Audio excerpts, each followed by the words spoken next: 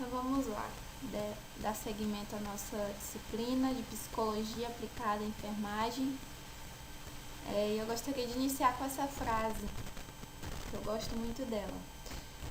Quem olha para fora sonha, e quem olha para dentro desperta, de Carl Jung. Então, uma frase para começar o nosso dia, para que nós possamos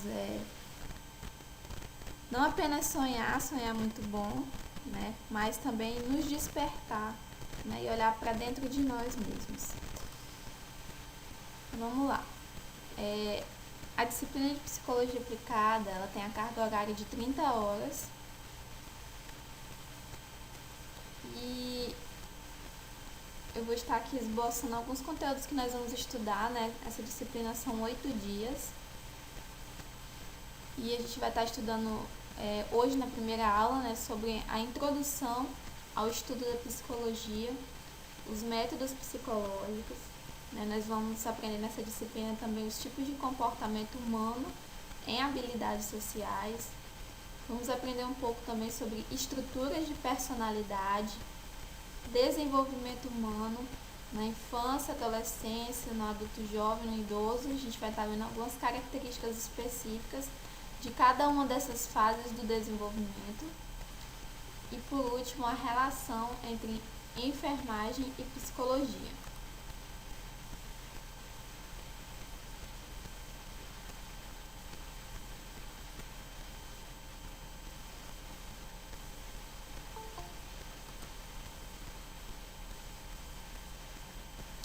Vamos lá, gente, para a gente começar, O que é a psicologia?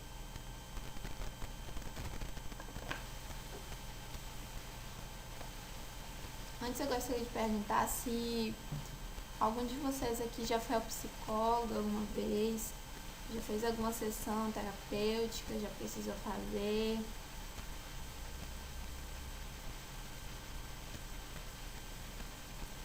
Se vocês não quiserem participar por vídeo, vocês podem apenas falar por áudio, tá bom, gente?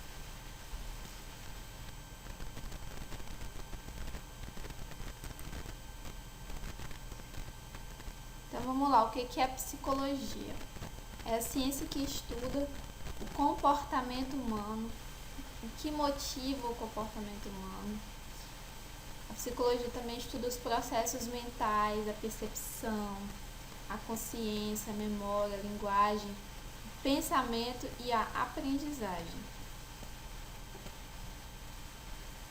E eu gostaria de passar aqui para vocês um vídeo bem rápido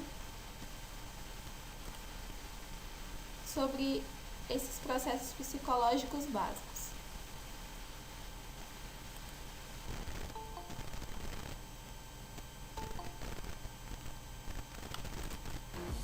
Bom, mas vamos lá. Os processos psicológicos básicos são os processos relacionados com as nossas funções mentais.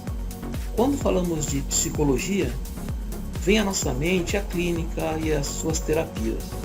Mas a psicologia é uma ciência que também estuda esses processos mentais.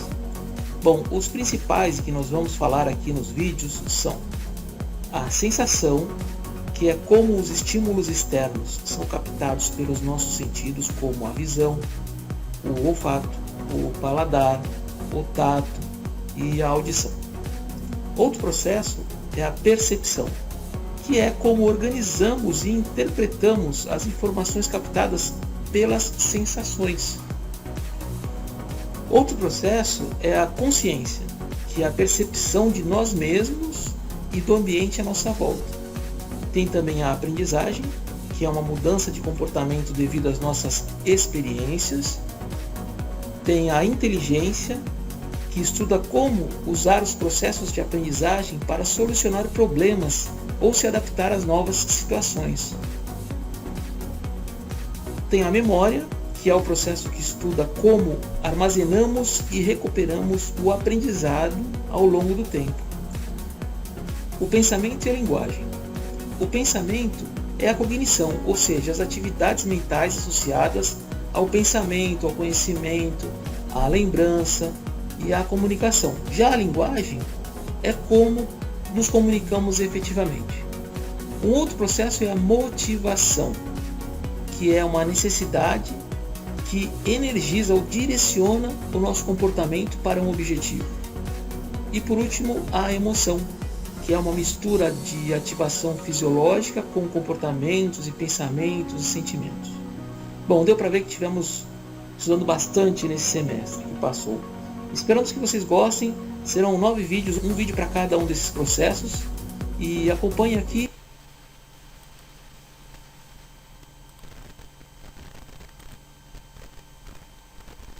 Então, voltando, gente, né? Esses são os processos que a psicologia ela estuda, tá bom? Do ser humano. Processos esses que todos, né, sem exceção, passamos, né? E a psicologia vem para ajudar quando a gente também está com alguma dificuldade, né, em algum desses processos. Vamos lá, né? Por que é importante, né, estudar? Por que estudar psicologia no curso técnico de enfermagem, né? Aqui nessa imagem, eu gostaria que vocês observassem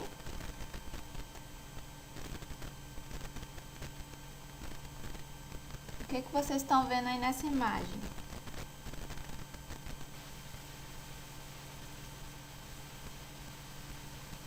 Se alguém quiser participar e compartilhar o que está vendo. Um cavalo e um homem.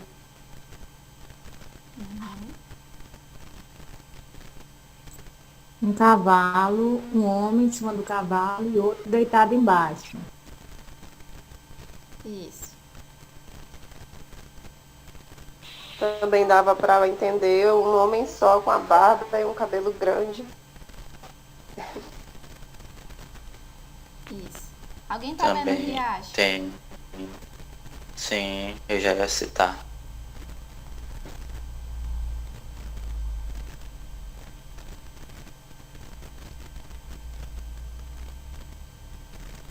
Tem outro homem também deitado ao lado do riacho.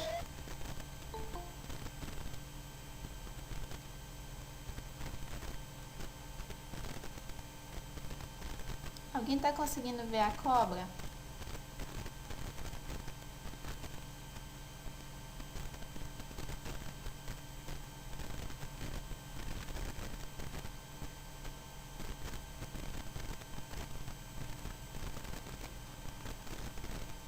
Não, ainda não. Tem uma cobra aqui no cantinho.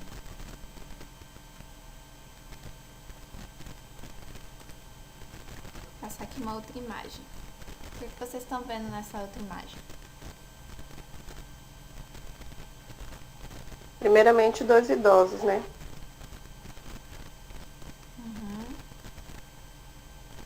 Dois casal de idoso e, se você prestar atenção, também tem uma pessoa com um negócio na cabeça, acho que é um chapéu, e outra com violão. Isso. Cara, esses são imagens ilusionistas, né, professora? Sim, são imagens que são utilizadas dentro de uma abordagem da psicologia que é a Gestalt. A percepção do Tem todo. um homem.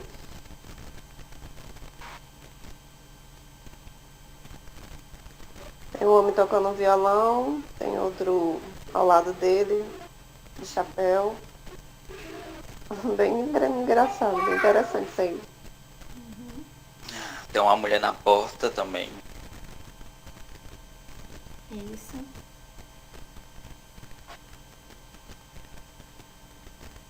Alguém tá vendo a taça no meio? Sim, também. Tá bom, gente. Coloquei essas imagens aqui só pra vocês observarem, né, e ver, porque geralmente quando a gente vê essa imagem, ou a gente percebe ela no todo, ou a gente olha para ela e percebe uma primeira definição das imagens, né? Talvez alguns de vocês viram o casal de idosos primeiro, né? Alguém pode ter visto a taça primeiro. essa dupla aí com o violãozinho, né? Então, aquilo que a gente vê primeiro na imagem fala muito sobre nós mesmos, tá bom? Então, baseado nesse conceito que a gente viu, né, de psicologia, né, de que forma vocês acham que a psicologia ela pode contribuir para a atuação profissional de vocês?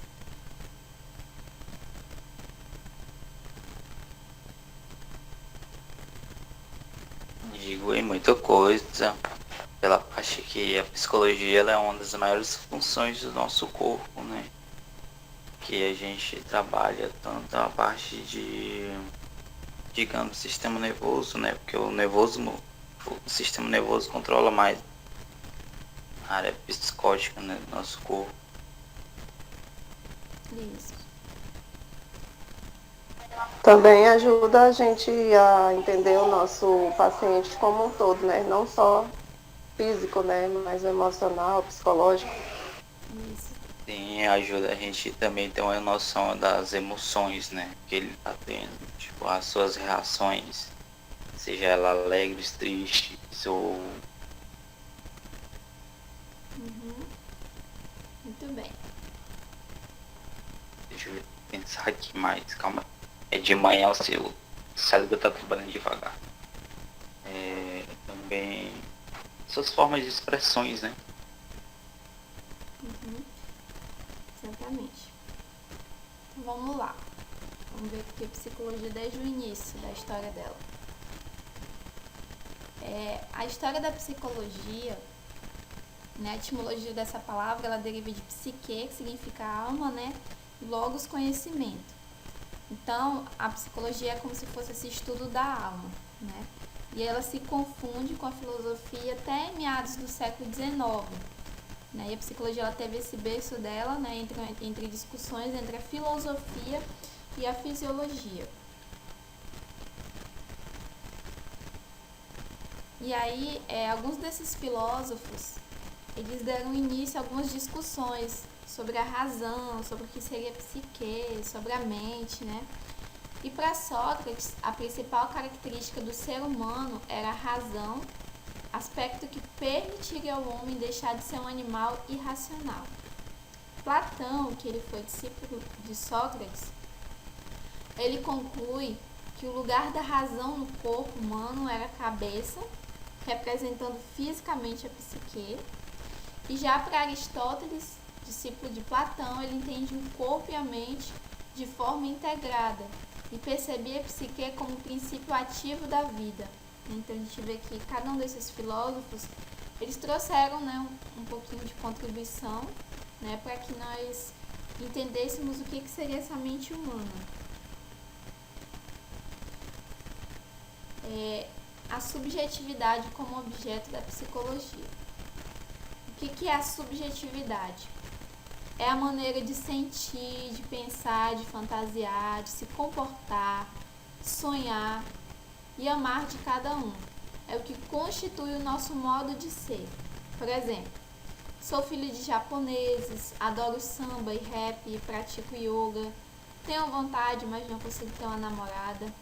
Né? Ou seja, cada um tem a sua singularidade, né, gente? Então, a psicologia, ela estuda os seres humanos, né, no todo, grupos sociais, mas ela precisa principalmente olhar, né, para cada ser humano como um ser singular, como um ser que tem a sua personalidade, as suas vontades, né?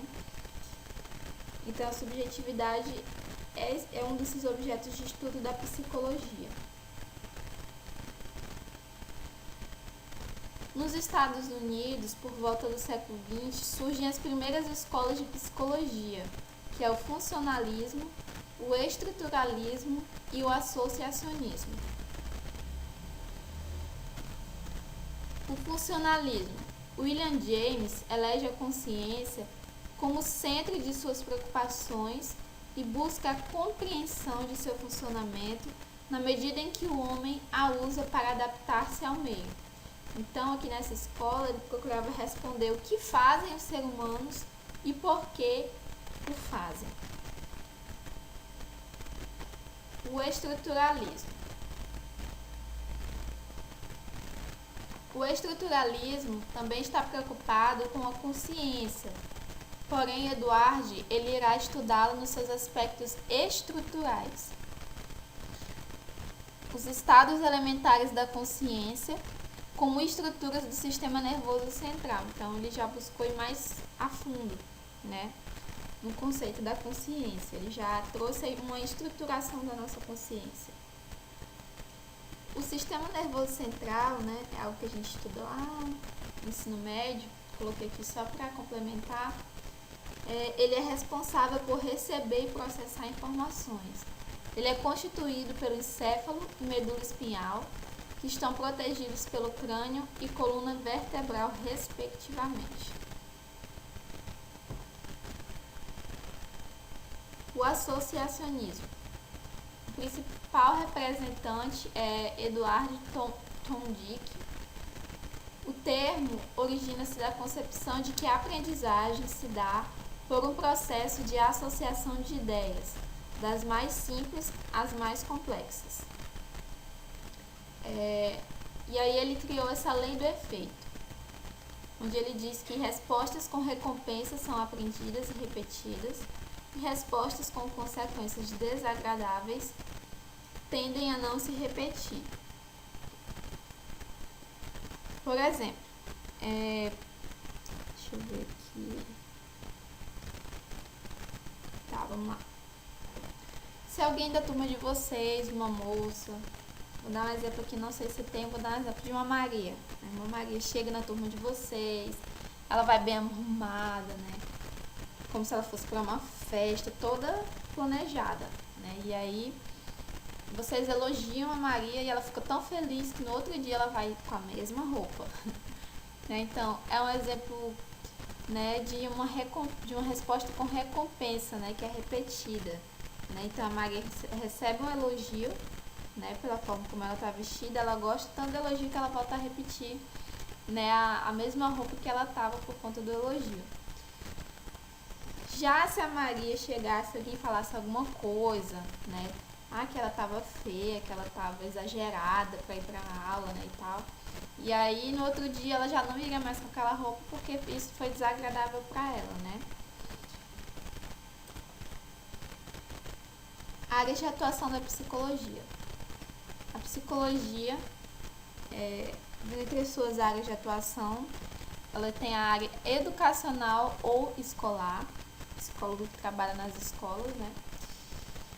Tem a psicologia organizacional e do trabalho dentro das organizações, né, empresas, né, supermercados, lojas. Tem a psicologia do trânsito, né? Acredito que alguns de vocês já devem ter passado, né, pelo exame psicotécnico, quando você vai tirar a sua CNH. E aí o psicólogo aplica vários testes, né, para ver se você está apto ou não para ter a sua carteira. Tem a psicologia jurídica, tem a psicologia do esporte, psicologia clínica, psicopedagogia, e aqui dentro da psicopedagogia, quem é pedagogo também pode fazer uma especialização em psicopedagogia. Tem a psicologia social, né, que são os psicólogos que trabalham no CRAS, né, no CREAS. E tem a neuropsicologia, que é uma especialização, né, dentro da psicologia que trabalha com transtornos, né, mais, como é que eu posso dizer, mais severos, como autismo, né, transtornos como se fosse do desenvolvimento, né. Métodos psicológicos. A avaliação psicológica é compreendida como um amplo processo de investigação no qual se conhece o avaliado e a sua demanda, com o intuito de programar a tomada de decisão mais apropriada do psicólogo. No início da aula eu perguntei para vocês se alguns de vocês aqui já foram, né, ao psicólogo. Então, na primeira sessão, o psicólogo faz uma anamnese, né, uma investigação sobre a sua história de vida, né, qual é a queixa que você está trazendo, né, sobre como foi a sua infância, sua adolescência, né, como é o seu relacionamento com a sua família, enfim. Então, na primeira sessão, a gente busca na anamnese, né, o melhor meio de trabalhar com cada paciente, né, para que a gente possa escolher um tratamento melhor.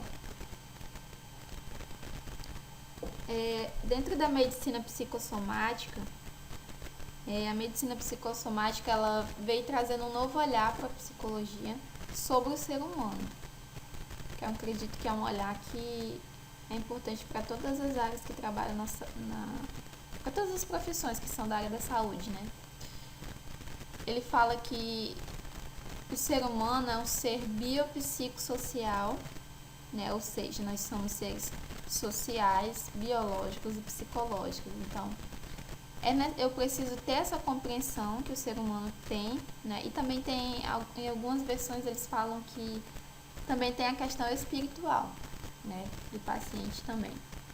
Então, nós precisamos olhar para ele como um todo, né, como um ser que se relaciona, como um ser que ali muitas vezes vai ter o seu acompanhante, a sua família ali com ele, né. A relação do paciente com a família vai influenciar também no atendimento, né, que vocês vão fazer com ele.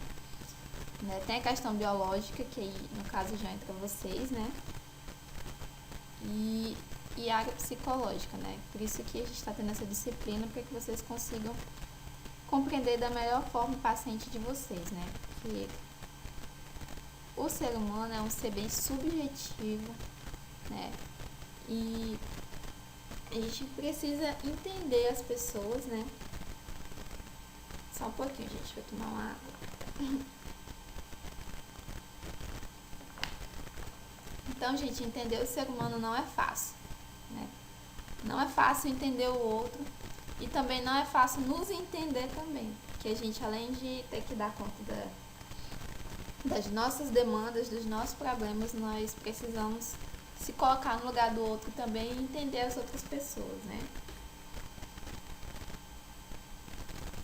Beller e Deardorff relatam um modelo das principais metas de avaliação de psicólogo da saúde em ambientes hospitalares, divididos em domínios: biológico, físico, afetivo, cognitivo e comportamental, e em unidades, que é o paciente, a família, o sistema de saúde e o contexto sociocultural, né? Aqui nos próximos slides eu vou estar explicando para vocês cada um desses domínios, né? E aí, quando ele coloca aqui em unidades, por que em unidades, né? Porque nós trabalhamos, né, com o paciente, querendo ou não, também com a família desse paciente, com o acompanhante que está ali, né?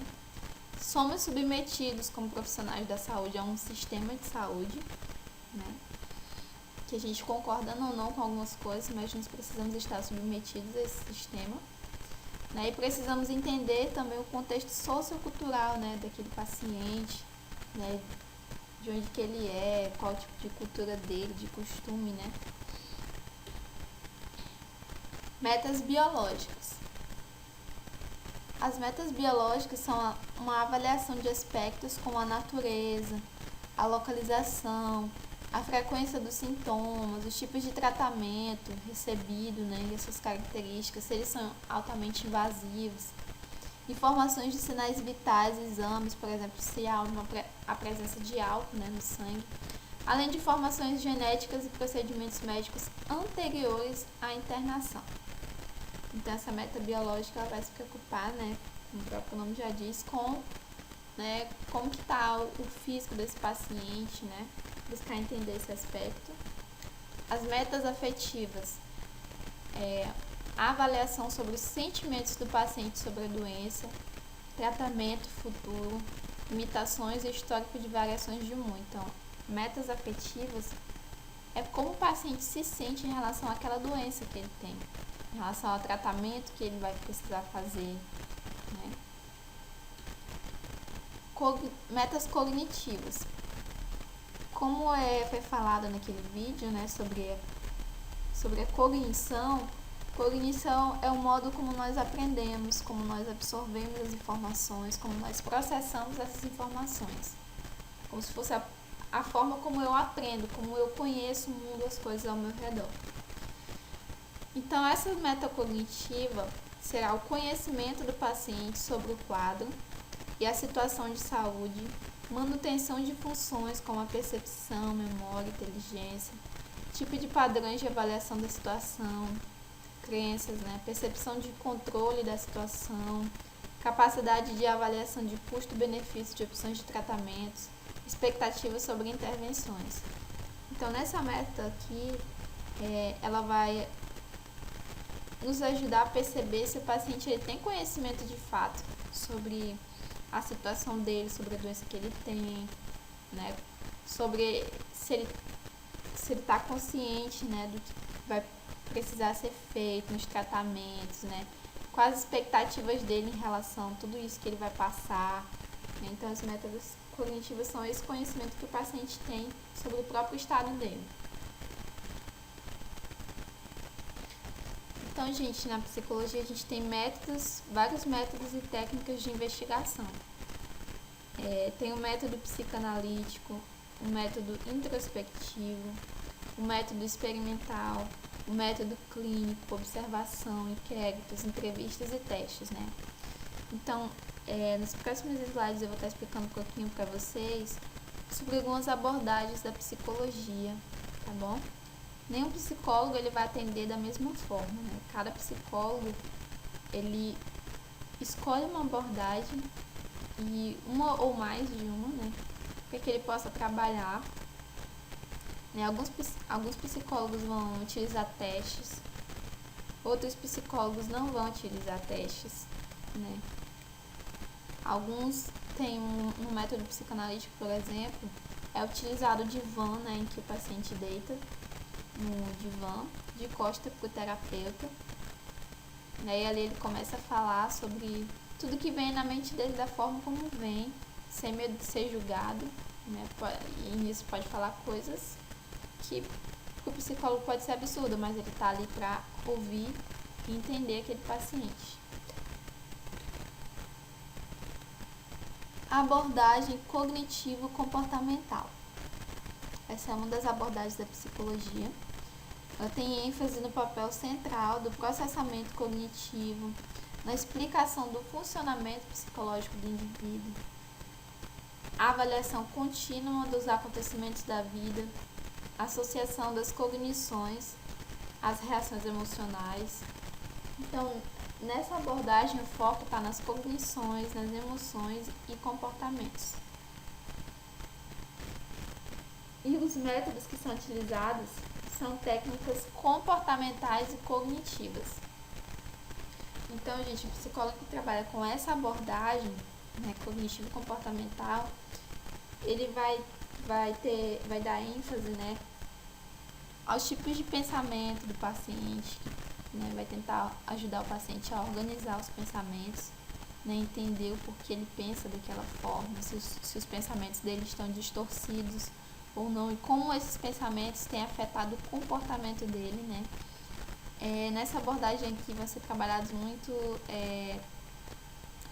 pessoas que têm transtornos, como fobias, transtornos de ansiedade, Na depressão também é muito utilizada essa abordagem. Ela é uma abordagem bem técnica, gente.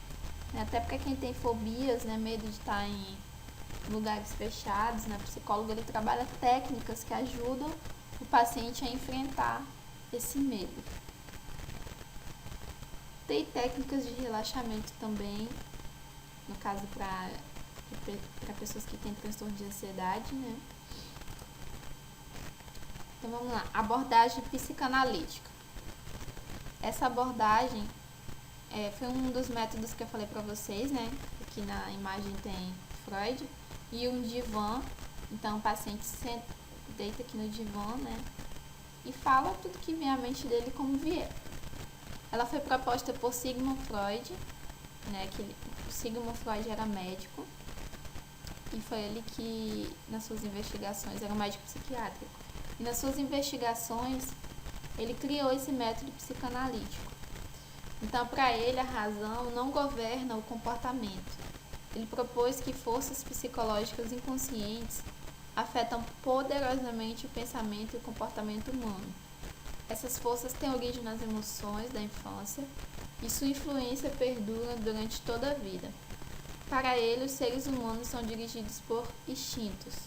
Então, para Freud, nós, seres humanos, somos dirigidos por instintos. Né? Vou dar aqui um exemplo para vocês. Por exemplo, os sonhos, eles são manifestações inconscientes. São uma espécie de desejos inconscientes. Então, tudo aquilo que você sonha, né, diz respeito a você mesmo. Então, às vezes acontece da pessoa estar, por exemplo, um casal. O homem tá lá dormindo e ele tá sonhando com uma outra mulher que não é a esposa dele. A esposa dele tá ali do lado só ouvindo. Né, que ele tá falando de uma mulher que ela não sabe quem é. Né, então, por exemplo, Freud vai dizer que, por exemplo, nesse caso, né, esse homem, ele desejou essa outra mulher. E aí, para ele evitar esses pensamentos, né, durante o dia, que pode ser algo que é socialmente não é aceito, né, dentro, por exemplo, dos valores de um determinado casamento, e ele acabou sonhando, né, foi algo inconsciente.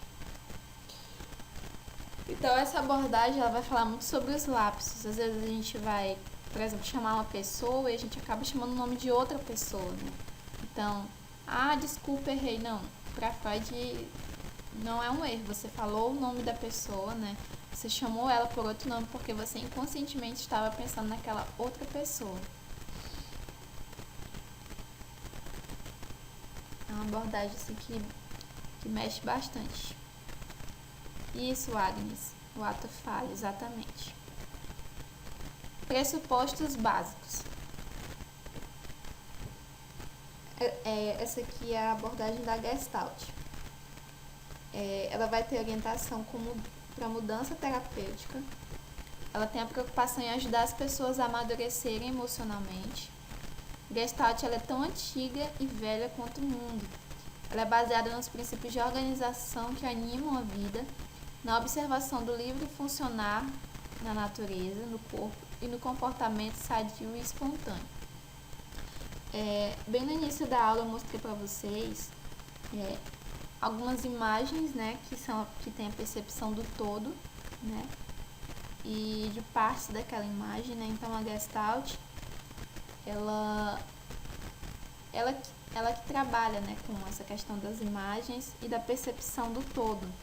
Então, essa abordagem aqui, ela é diferente porque ela não vai ser como uma psicanalítica que vai voltar lá no teu passado, na tua infância, né?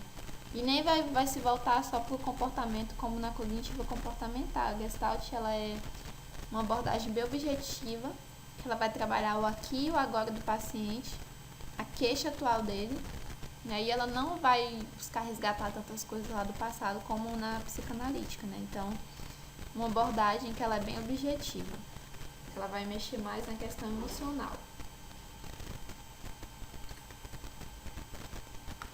Gente, é isso, tá bom? A aula de hoje, né? Na aula de hoje nós falamos sobre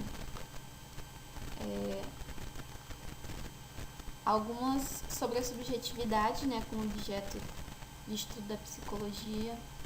Falamos sobre as primeiras escolas de psicologia. Essas 3 primeiras escolas, elas deram início àquelas abordagens que a gente viu ali no final da aula, tá? Cognitivo-comportamental, psicanalítica. E deixa eu ver o que mais. Gente, essa parte aqui é muito importante, tá? Tem um conceito que veio da medicina psicossomática. Então, memorizem, tá bom? Esse conceito biopsicossocial pode cair na prova de vocês. Essas metas também, tá? Podem cair, as metas biológicas, afetivas, cognitivas. E as abordagens eu não vou cobrar de vocês, tá bom?